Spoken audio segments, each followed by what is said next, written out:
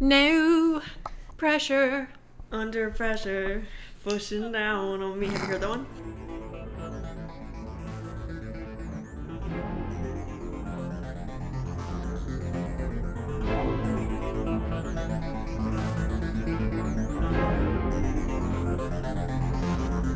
Hey everyone, welcome back to Coworker Calamity, the podcast where we try to make sense of chaos that comes from being young women who have recently entered the quote-unquote real world. My name is Caroline, and today's episode is titled Changed and Changing. Once again, I am joined by my coworker, co-host, and Labubu spokesperson. I need to change that. I hate this connotation that I'm a Labubu spokesperson. Well, you are a Labubu spokesperson. True, I know everything about She wears them. them on her purses. Somebody's like, oh, I have this one. I don't really know what's the name or what it's from. She could be like, it's the 13 edition. Well, there's 4 series. Oh, see, case in point. Case in point. I'm sorry. I'm a collector, okay? When I see something collectible and people... I'm not a sheep. And See, I'm not judging you for, like, buying stuff you like. Everyone does that. Yeah. And all different scales. My thing is, long term, are you going to like it for a really long time, or is this just a phase? You think? Oh yeah, I always loved the idea of a bag charm, and high-end designers had kind of a monopoly on bag charms for a while. You know, you had the Louis Vuitton bag charms, you had Coach bag charms, and those are expensive. Even Coach. Louis Vuitton, you're paying $1,000 for a bag charm. It's ridiculous. Insane. I mean, there was a really cute one where it was a crab or a lobster, and it was adorable, but it was more than $1,000, and it's a small piece of whatever. I like the idea that this company called Pop Mart comes in with $30 bag charms that have just as much power, if that makes sense. You know, they kind of revolutionized bag charms and keychains and that kind of subgenre of fashion, because now you have extremely rich influencers wearing a Labubu and not wearing some overpriced high-end designer BS bag charm that is way too much money and no one can afford. At least people can buy a $30 Labubu or a $20 Labubu if you want the Series 4. I guess maybe I just don't get the whole why a bag charm. Who cares? Like, what's the point, you know? I think it's... Because I don't want people looking at my purse. I don't want their eyes on it. Not that there's much in there, but I don't want to draw focus to it. Right. I mean, it's a culture or subculture of fashion where it's a way to express yourself, externalize an interest that isn't some cringy graphic tee or a cringy hat that has some random logo that honestly doesn't look appealing. You have a simple bag charm that can kind of represent a vibe. I usually go with color matching. You know, I have a lot of brown bags, I have a lot of black bags. So I love a bag charm that kind of complements that. You know, it's just an accessory. There are people who love to accessorize with tons of necklaces and bracelets. I would just say it's an extension of that. I guess that makes sense. I think when I see a Labubu on your bag, I'm like, that's somebody who's probably really funny. But then if I see an influencer do it, I'm like, ew, they're trying to be quirky. True. Like, they're trying to, like, fit in, you know? Which was maybe judgmental. Yeah, maybe you should look in the mirror and see that you are a Labubu. Dude, that's crazy you said that. Because I kind of feel like one sometimes. Honestly, same. I also love the look of them. They remind me of Eastern European Little dolls. monsters. Yeah. Just in general, just the way that they're designed, how they were originally drawn and everything. I just like the idea of something ugly being kind of cute at the same time. I feel like that's the definition of camp. Honestly, Looking camp in the eye. It is camp. And it's always fun to see something that's quirkier become normal, or not normal, but normalized. I think it's cool to see a bunch of people have a Labubu on their bag when I go to the gas station or like the store or something. And I'm like, wow, they have a Big Into Energy Serenity Babubu. That's so cute. I don't know. Sometimes I look at it though, I'm like, it's just another trend that's gonna come and go. True. I mean, I would say the trend definitely is already dying down as we speak. You know, you wouldn't be able to get them on Pop Mart, the website, if it was a few months ago.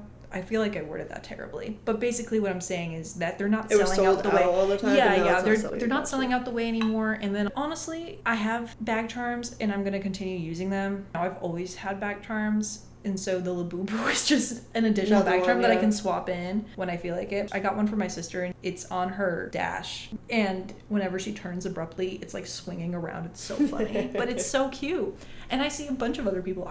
There's a guy that I walk by all the time when I go do my loops, and his truck is like terrifying. It's lifted, it's an overcompensating kind of truck, and in the rearview mirror is like a cute little Labubu, and I just love that. Love the juxtaposition of those two things. That is kind of amazing. That makes me dislike them less. Yeah. I mean, I can't change your mind at the end of the day, but I understand the annoyingness of a trend, but I like the idea of something very quirky and unique becoming a trend, because that just allows for a lot more individualism in the future, I feel like. You know, I feel like Labubus are doing the walking for something to do the running. That's fair. Yeah. I think for me, the reason why I kind of am anti-trend is I feel like growing up, I didn't have much autonomy when it came to partaking in them. My parents like made me listen to only Christian music. I didn't get to choose what clothes I wore, what I was allowed to wear for like a really long time. So I think I look at it like, oh, just another thing I couldn't participate in. Yeah. Not to be like super depressing. Yeah, and I was kind of in the same boat in the sense that I was very anti-trend when I was younger. I really grew up with a lot of media influence to be against trends and against what's in, and I was really into like the anti of that. Once again, emo phase. I hated pop music because it was popular, stuff like that, where I think there's a lot of internalized resentment towards maybe a group of people. Maybe I remember I just never liked the quote-unquote popular people in my schools, and they always had what was trendy for my school area, and because I didn't like them, I associated trends with them, so therefore I was like, ew, I don't like you. And looking back at it, I feel like I was doing too much. Like, who cares? You know what I mean? Like, who cares? Good for them for having a parent that is rich. Well, true, that was rich, and also that the daughter or the son was like, I really want this thing, it seems so cool, and the parent was like, fine, you can have it. I mean, that's kind of cute. I mean, don't get your kid everything they ask for, but at the same time, it kind of represents support in a way, because obviously the parents, when I see a kid that's doing something trendy, that's not like insane and shouldn't be a trend. That's a whole different discussion about social media.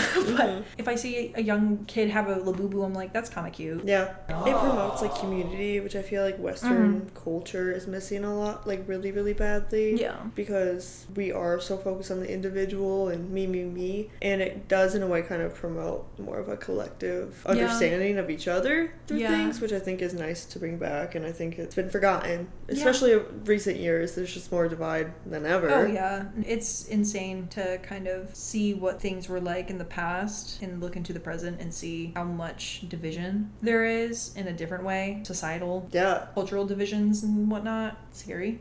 What would you say has been the biggest change you've noticed within just the U.S. from childhood to now? And I know it's different because you are looking through a child's eyes as a young age, but where have you seen like a huge change? Oh, that's such a huge question, and there's so many ways to answer that, but I will give you the answer that I know the best about. Definitely how fast everything is. The hustle, the shortened attention span of it all, it seems to be insane. Everything has to be quick.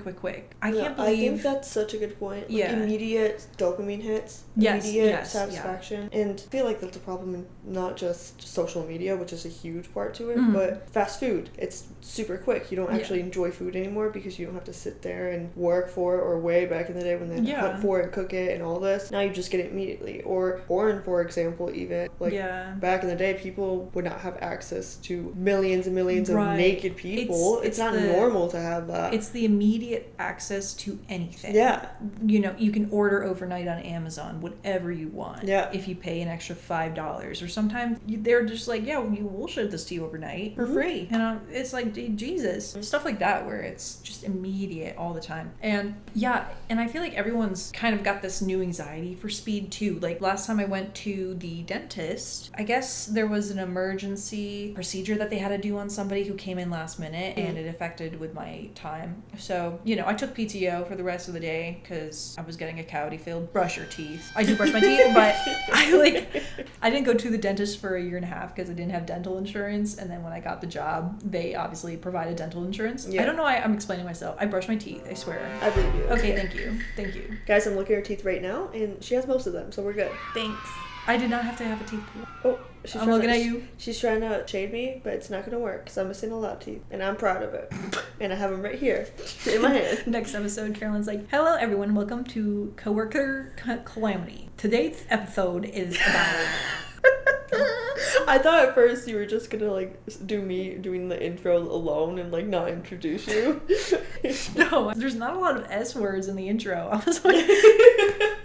Anyways, keep going. What happened to your little dentist? Oh, okay. So I'm there and I'm waiting. And first, on the drive there, they call me and they're like, are you already on the way? There's something happened. We don't want you to leave too early and wait that long. And I'm like, I'm on the way. It's fine. They were panicked about this. Yeah. And I was like, chill the F out. Like, Jesus. Maybe it's just because I took PTO. And whenever I'm on PTO, I'm just like, ah. Yeah, I'm like, it's not a... The birds are chirping. Yeah. So I was at peace. But I arrived there and the ladies were like, sorry again. And I'm sitting there and I'm waiting. And I would say the wait was about 45 minutes. But periodically, all of these ladies and even the dentist came out at one point, my dentist, and she's like, I am so sorry about the wait. I am so sorry. Like, that's so nice. I was like, maybe I should be mad. Like, like I'm like, do normally people get mad in this? Yeah, I was surprised. I mean, that could be a multitude of things. I think maybe they're just used to people not having a lot of patience. Yeah. Or maybe, once again, we do live in a city/town where old people. Have you ever seen a Karen have to wait more than 10 minutes for their Starbucks coffee at a busy line in Starbucks? That's all I'm saying. Yeah. So, but that's the thing, is it affects all generations. This lack of patience, it affects everybody. You think the older generation's like, back in my day we had no, they're just as bad. If Facebook doesn't load for more than like a minute, it's over. And then same with the kid when their YouTube video for Coco Melon or whatever brain rot. Coco Melon! I don't even think that's in. I feel like that's a dated thing to say. Even Skibbity Toilet is not even in. Yeah. Right? Like, what is the new... Like Bluey? No, because that's actually Rachel? decent animation. Yeah. It's quality. That's a good point, though, because I agree. I feel like even now people, instead of trying to figure out how to find a solution for something, whether it's technological or whatever, immediately they just, like, give up because they expect the answers to just be at their fingertips. Right. And when they can't find it immediately, Yeah. it's like there's no resilience there anymore. Right. Because you're just so used to be catered to in every way possible. Great that you bring that up, because also with the introduction of AI, yeah, you've got everything at your fingertips as long as you just type in something. Literally. Which makes a whole new layer of impatientness. Back in the day, there was no AI prompt that first showed up before any other Google search or Edge search or whatever. So, you know, what happens if the AI prompt doesn't show up, and you gotta actually press these links and read into it and see where the answer is. They'll give up before they get too far. Maybe they'll right, look you know, I kind of wish people. As a 3D artist, there's so much that you have to look for, like in Maya, for example, the 3D program that most 3D artists use. It's so nice to Google, hey, why is there this happening in this? And then AI will say, sources say this, which is helpful. I wish I had that in college, but at the same time, this is not healthy because no one's going to have the skill of knowing how to navigate the web anymore because it's way too immediate. Yeah, I mean that, and there was a study that came from MIT, I believe, that it's already being shown that AI can lead to cognitive decline, which I believe it because people don't think anymore. They just regurgitate stuff from AI. Plus AI has a validation issue. Yeah. Even South Park kind of joked about it, where you can say anything and ChatGPT will be like, and that's really... You could be, I beat somebody up, but the reason why I did it is because they were really mean to me, and I think they deserved it. How about you? And then AI will be like, yeah, like for sure, like I understand your anger. Totally understandable, girl. Yeah. Totally understandable, babe. Yeah, it's insane. It's bizarre, and don't even get me started on the amount of jobs that are now going to be replaced because of this. Oh, yeah. So many people are going to be out of a job. Yeah, a lot will be changing, and it is changing, and a part of me really wishes that this AI bubble will pop and it won't be such a commodity, but in fact kind of dialed back to where it's best, and there's no more random AI application to literally everything. I wish that maybe people kind of let it innovate in quiet, and we're not throwing it into every possible thing. Yeah, I get what you're saying. You know? That doesn't even need to be added to certain stuff. Like, why do I need AI in my Teams messages? Like, what? I can handle my communications and correspondence just fine. Thank you very much. And if you can't write a freaking email, you shouldn't have your job anyways. Oh my gosh. that is a requirement, of a professional, is to read and write. Right. I mean, the amount of times where I've sifted through resumes that are clearly AI. Very much just word vomit AI. So easy to tell when they're AI too, especially when the older people, no offense, but when the older people use it, they'll leave like the words in it. Yeah. Or it's just so AI doesn't even sound like them. Yeah.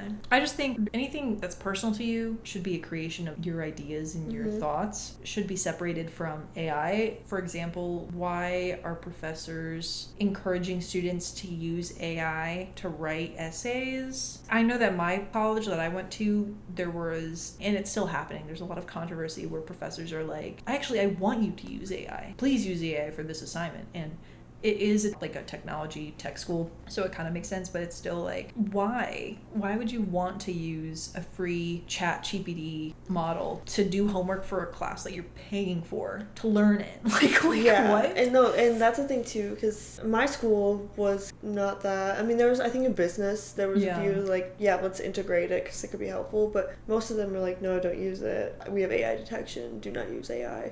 Yeah. And I agree, because why are you paying all this money, and what are you even bothering showing up to the class if you're not listening? You're just going to AI. You might as well just not show up. And if it's because, you have attendance, unless it's like a common core curriculum class you're forced to take that you have no passion about, then understandable. But if it's something you're passionate about, or you should be passionate about, why would you even want to cheat like that to begin with? I don't know. I think a lot is so unknown that there's so much that needs to be addressed in the future about that. I think that's a huge part of problem here right now. And with, jobs could be replaced and blah blah blah, like maybe, but how seamless would that actually be? Because you need somebody at least supervising what's happening. Yeah, and that's the crazy thing is, I don't know, maybe there won't be, or maybe one day we won't need a supervisor, but I don't know. I think that kind of also goes along with what my answer to the original question was what I think changed most from childhood to now,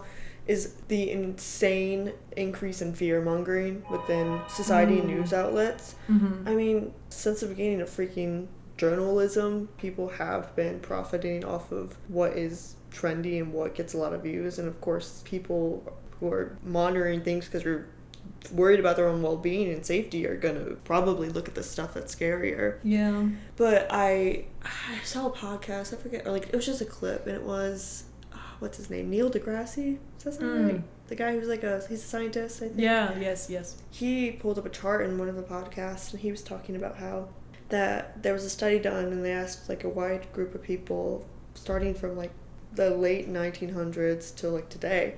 And like every like year, like 5 years, they re-asked, do you feel more scared now in present or in like the past years? And every single year they said they were more afraid currently, more afraid now.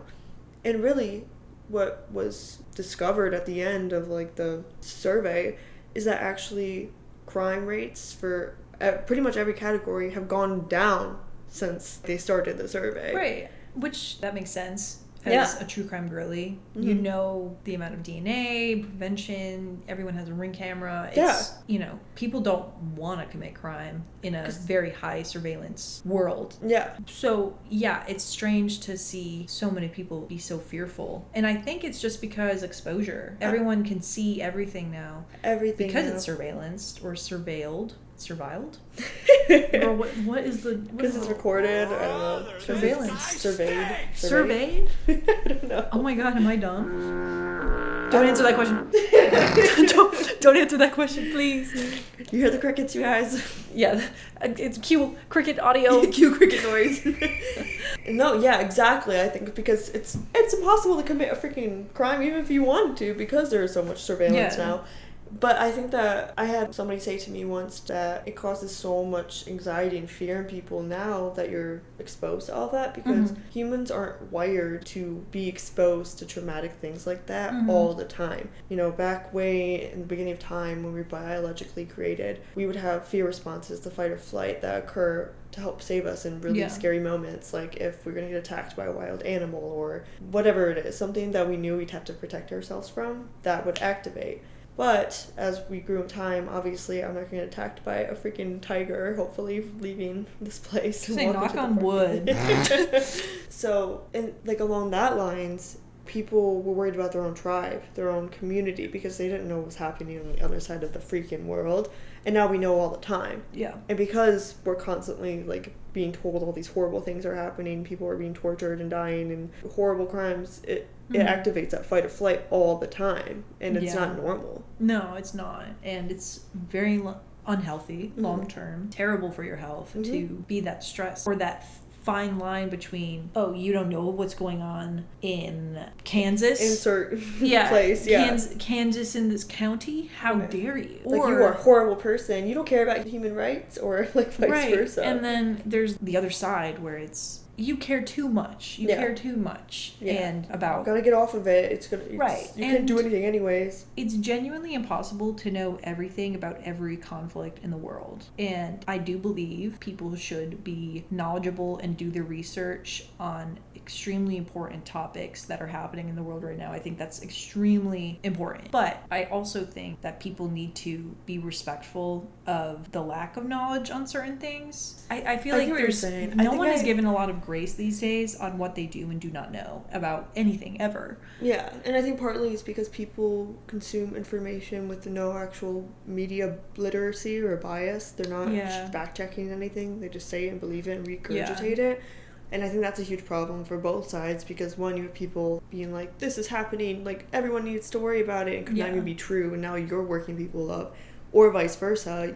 People now don't believe you, or don't believe what they're seeing because of that, like, or this political bias, on top of that. So you can have one person saying, oh, this person deserved to go to jail because of this, and then there's the other side who's like, this person shouldn't have gone to jail, and there's the bias between it all too, and it's so much stress because you are under so much pressure about your day-to-day life, and then there's that external what's going on in the world pressure, and then there are people who are like, well, then just stop watching the news. But then it's like, I don't want to be uninformed. It's important for me to know, especially with politics, if our president is being involved with something foreign, then I want to know, because that can dictate my vote. I mean, nothing can change my voting opinion. It can dictate your future finance choices, whatever it is. And I agree. And you know what, I freaking blame, at the end of the day, I mean, obviously, all the rich higher-ups who probably, like, having some sort of influencer. But I totally freaking blame these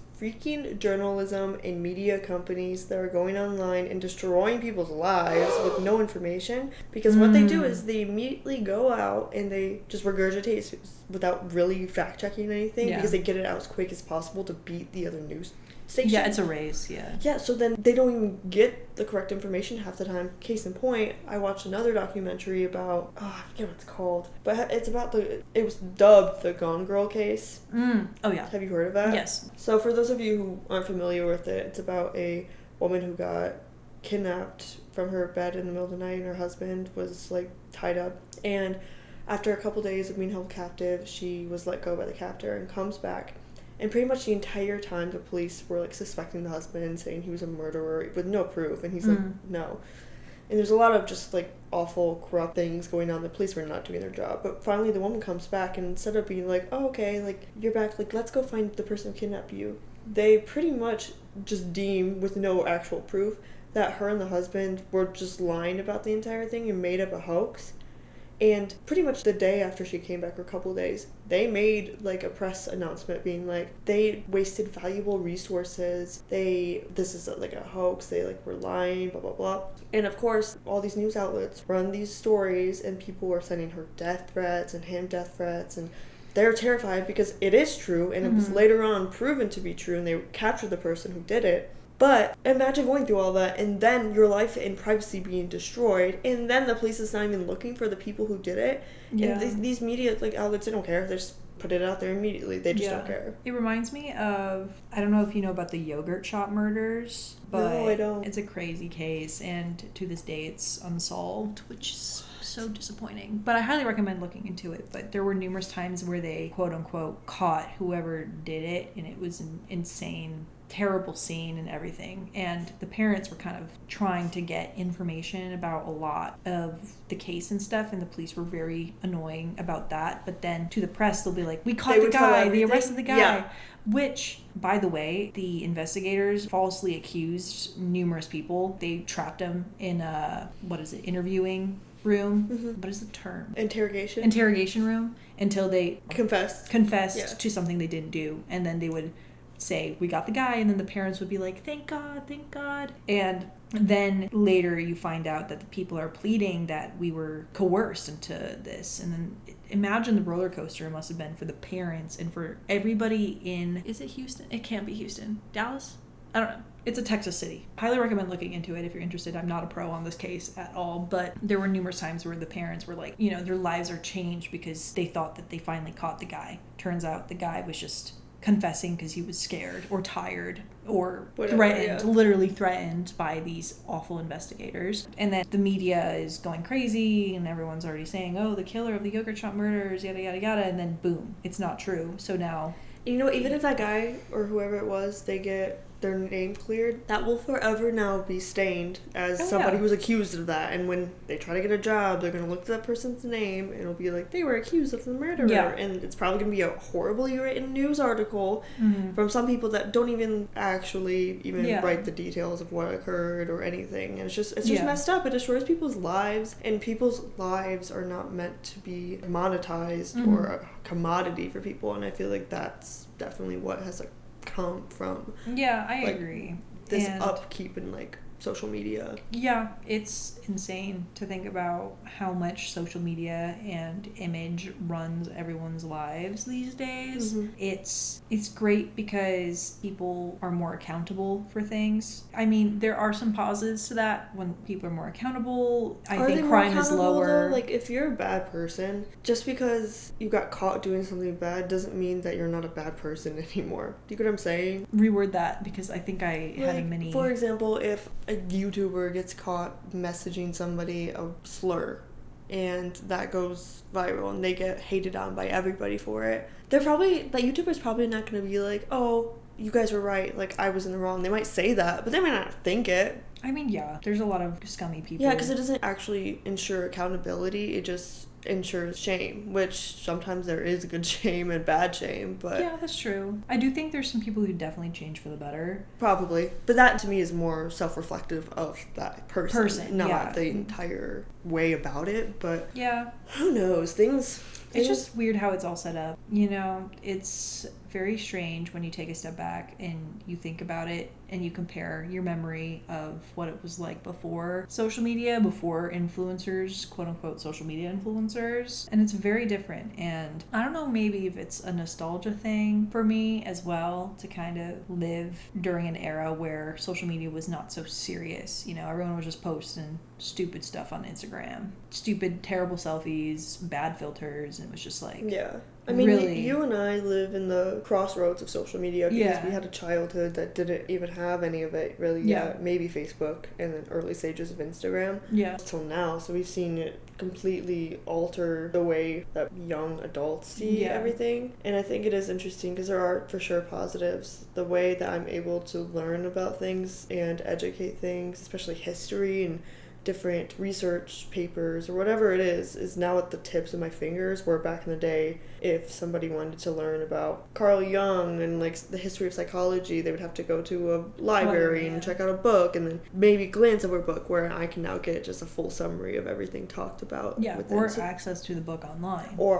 Which is amazing and really, really beautiful thing for people who could never afford or have the blessings even to be able to do certain things or have access to education.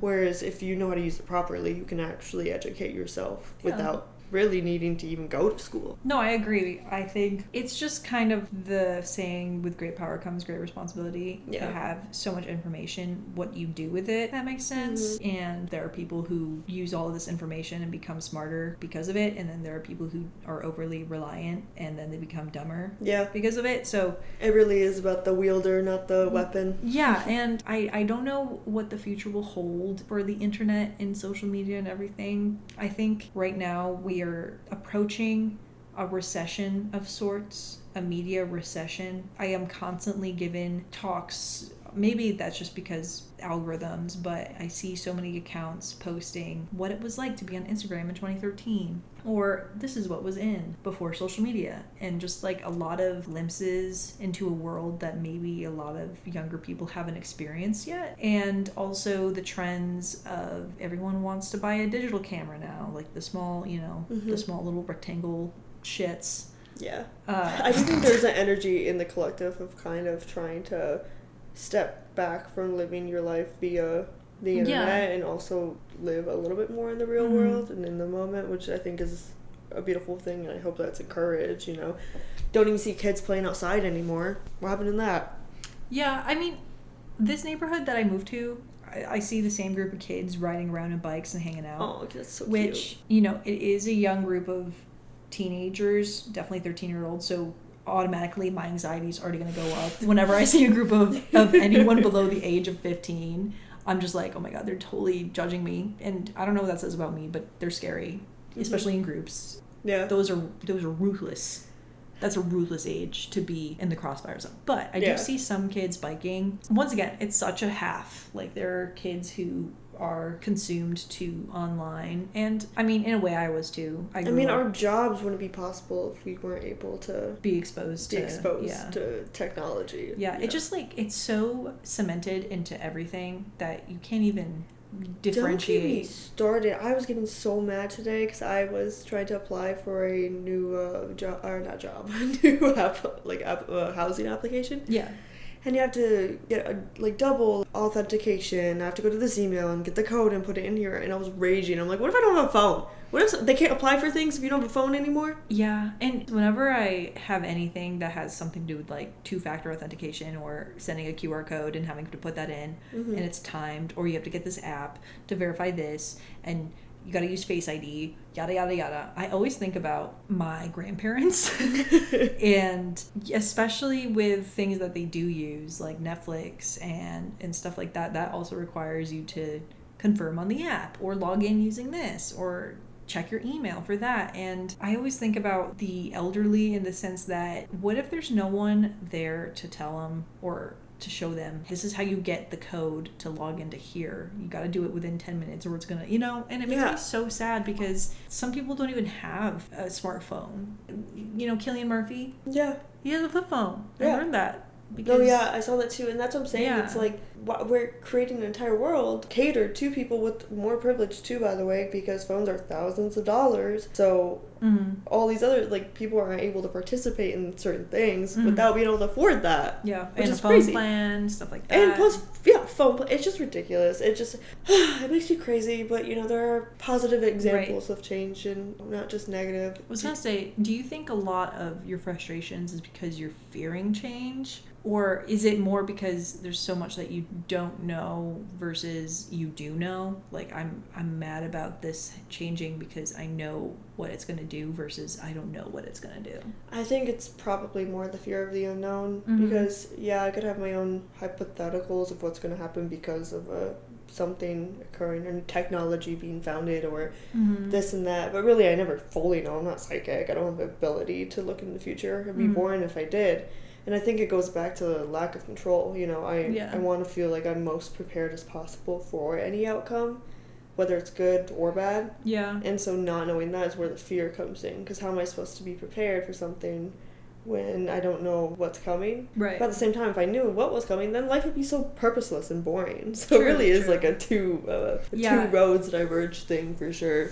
But I do think that I've changed my viewpoint of change, not to overuse the word, but I think for me, for a long time, there was a lot of fear there because I used to associate change with bad things happening or with getting rid of old things to make things for new, and it was very much of a focus on the old things, where I now know that change is required in order to grow or, again, to make way for new things and better things to come in. So now I welcome it in a way a little bit more, and I feel like even when bad things or things that don't go my way happen, I know in my heart that it probably just wasn't meant for me, and there's something better for me coming, and I hold on to that own hope, I guess, not to sound like a crazy person. I mean, everything is a learning opportunity. That in a way should be comforting, the same way that the same old is comforting, where you're comfortable with no change because it's safe and you know what you know. But at the same time, there should be comfort in the fact that you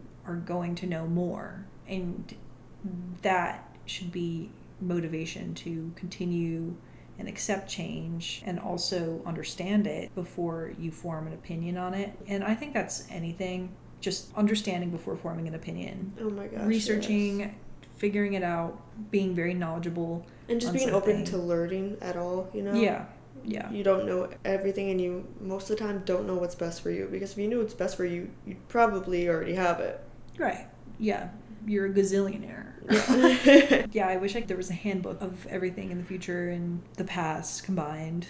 And I don't know if you know about Sandman, but it's a comic book series by It's Neil Gaiman. Yeah. Which he's a POS. Yeah, that's what I heard too. Yeah, which is so sad because he is such a blueprint for fictional, basically anything. Did he do Coraline? Yeah. See, that makes me so sad because he's one of my favorite authors in that sense, because Coraline was so well told and interesting. Yeah. No, Dang. it's such a jerk bag because I love the Sandman series, and there's a character in there named Destiny. Oh yeah. They're one of the main endless, which is basically the gods of the gods, if that makes sense. Like, you have destiny, you have dream, you have death, you have desire, you have delirium, and destruction. Destiny has a book, and he knows everything that's going to happen, which is crazy because it's weird how it's set up in a way where I think it's literally right from the get-go. He is like, this conversation was supposed to happen, and he has the book and he can just read what everything's happening. And I'm like, what a terrible, miserable life. Yeah. To just have that book and to just know what's happening. Like, that'd be awful. That's what I'm saying. There'd be no point of living. Right. And also really depressing. Yeah. To just know that this conversation is going to lead to this, or just know horrible things that are going to happen to people you care about or whatever it is. Yeah, and I mean, it makes for an interesting character. Yeah. And he's not really given a lot of depth, but I do think Destiny is one of those characters where the less you know makes him more interesting, I guess, because you think about it, and obviously it works because I'm thinking about it, and I'm just like, once again, it's so disheartening because Neil Gaiman stood for so much when it was all BS. Another JK. JK Rowling disease. Yeah, but that betrayal cut me deep, if that makes sense, because I was such a fan. Yeah, but that sucks. But I mean, that was still a monumental part of your life. True. It doesn't mean that didn't change you or affect you in any way, so at least there's that. I just know a lot about the Sandman comics. Yeah, it's true. And that's all I gotta say about that. But yeah, I think the best thing to do is to just stay knowledgeable and relax. And stay grounded, live in the present, because that's... You don't want to die or go through your life, be constantly scared of the future or thinking about the future, because then you never lived your life. Yeah. You never enjoyed what you had when you had it. And I don't want to look back on my life and be like, oh my God, I spent the entire time being afraid of something happening across the world, or afraid of something happening that never even did happen, but I just thought it was going to happen because I can't control the future. Kind of like in high school when all you worry about is the tests and your grades, and then you realize that you didn't actually have that great of an experience because you cared so much about stuff that didn't really matter. Yeah. Like drama, tests, and all that stuff. And now when you're older, you can look back and you're like, dang, I really wish I actually enjoyed this club or did this sport and had fun instead of stress about anatomy, and not even becoming a freaking doctor. Right. No, literally, in case in point, you don't see anybody on their deathbed hear them say, oh, I wish I worked more. I wish I got an A in that class. Like, you really don't. No. You hear them say, I wish I spent more time with the people I care about. Yeah. So I think that's our lesson to you guys. Speaking of looking into the future, do you want to pull a tarot card? Oh, yeah. We tried to record an episode before this, and this is our first time recording an episode in the PM. And yeah, if you can't tell, we're tired ladies. But we did this for you, for our 6,000 billion viewers. That's insane, because last time I checked, we were only at 4,000 billion. So that is huge. And we have people intergalactic taking a peek. Sorry, that was for them. You're gonna have to bleep that out. I think you just said something real bad. And I mean, if you know, you know. Anyways, I'm pulling a card. We were supposed to pull a card at the beginning of the episode, but we did that, and we both at the same time were mid-sentence, and we were like, we need to restart. It just wasn't hitting the way we wanted it to. I feel like every time we record, though, the first time is always just so bad. Yeah, even when that was different, though, because we're not super practiced yet fully. We definitely are making some elevated steps, if you will. Yeah. But we're not perfect yet. No. But stick anyways. I mean, I'm perfect, but, anyways. Oh, I pulled the Empress. Wow. Yes, okay. Mama. Yeah. Wait, who's this for? Me? Oh, this is for the vibe. Okay, so I'm pulling these cards for one. I really have to sneeze. It's so uncomfortable. I really need to sneeze, and it's not gonna come out. And that's, Just my do god, it. I can't. Look at the light. That's what I say to the old people here. Look towards the light. Funny. Anyways, it went away, and that now it's gonna hurt my head. But this tarot card is for the upcoming week for everybody. Oh, I love Please that. apply what this card wants you to do. Think about it. See how you can apply it in your life.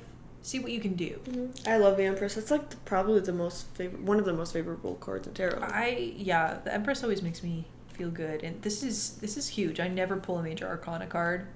You pulled 2 today. I pulled 2 today, and what does that mean about me? Am I powerful? You're going from minor to major. Say it, hut. Oh wait, that was football. I meant to do like the salute. Say hut, and then you salute at the same time, Girl, I'm telling you. Girl, don't embarrass me. I'm embarrassed. Anyways. Okay, so once again, this is The Tarot of the Woodland Wardens, and it's by Jessica Rue. So I wish I can describe the card. I think they describe the card a little bit better in the book, but it's a little rabbit, and she's serving. Oh my god, is she serving? She's wearing a ruffled collar, and she's got a crown. Okay, mama. And she's got a wand in her hand, and she's surrounded by flowers. Like, this is me, literally giving everything. Okay, me actually. I was a fairy, and I had a wand for Halloween. Oh wow, I was a depressed, unshowered individual for Halloween. I thought you were supposed to wear a costume. That was my costume. Oh. Yeah. So you're telling me you were Roderick from Diary of the Wimpy Kid?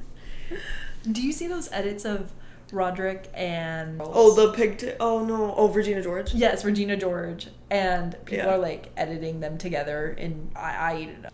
Those people, the editors out there... Work hard. Work so hard, and I am liking everyone. Just know. Mm-hmm. Just know. Whenever... Even a Jelsa edit to this day, I will be liking a Jelsa edit. I applaud your effort.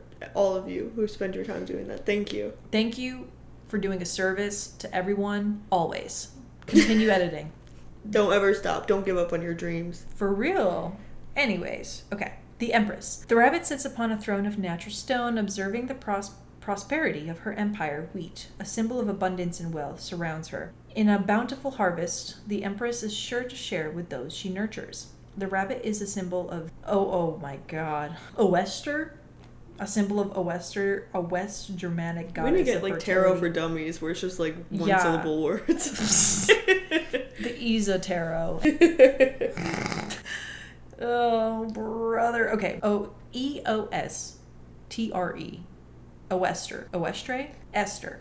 It has to be like Esther. I think OE makes like a E sound. It is a Germanic goddess, Germany. So it's probably got a different pronunciation there. I don't know. Maybe say it in a German accent will help.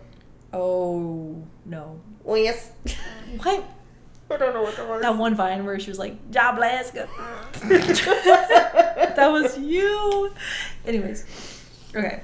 The West Germanic goddess of fertility and spring and namesake for Easter. Oh. God.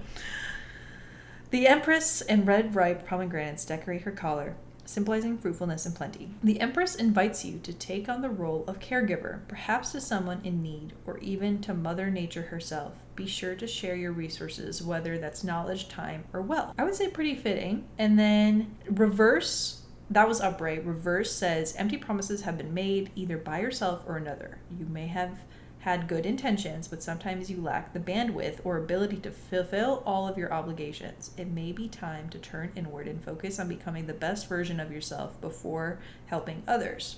Okay, so this can go both ways. Either you should help more or help less. I think what the card is trying to say is take some time to reflect on your own choices within the world, and are you being selfish, or do you need to be more selfless, or vice versa? Do you need to give yourself more kindness, love, energy, time, care, or is there more of that within inside of you that you're able to give to other people, I guess? Yeah, so definitely a good, let me see what the questions ask at the bottom. How can I support my community, or how can I nurture myself as well as others? So yeah, I would say the advice can definitely be towards maybe at work. Are you doing too much for others in the sense that you're kind of wringing yourself thin or dry? And a fun fact about the card of Empress is that she is balanced in all senses: sword, cups, wand, and pentacles. So it's calling you to also find balance within your own selves, whether it's emotionally, intellectually, fiscally, or what is wands? Wands could be so many things. Yeah, because that's romantically. Kind of yeah, I mean it's kind of cups too. But where are you misbalanced? And let's try to balance that. How about that? Yeah, just and I think that's a theme in my own life right now. So yeah, honestly, same. So balance. Bring out that old Wii Fit. Do some exercise. Just go stand on that dang pad that tells you. Stand on that. Obese. Thank God I didn't have that.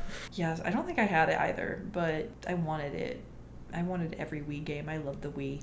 Same. We should go play. And on that note, we really gotta wrap this up. Thank you guys for taking the time to listen to us today. If you liked this podcast, we have more episodes coming every Wednesday at 10 a.m. Eastern Time. You can also go check out last week's episode, and please follow us at Coworker Calamity on Instagram to stay informed in between each release. Bye y'all! Adios! Hola! Dobranoc, do widzenia. Dziękuję się, dziękuję bardzo. Okay, bilingual. Yeah.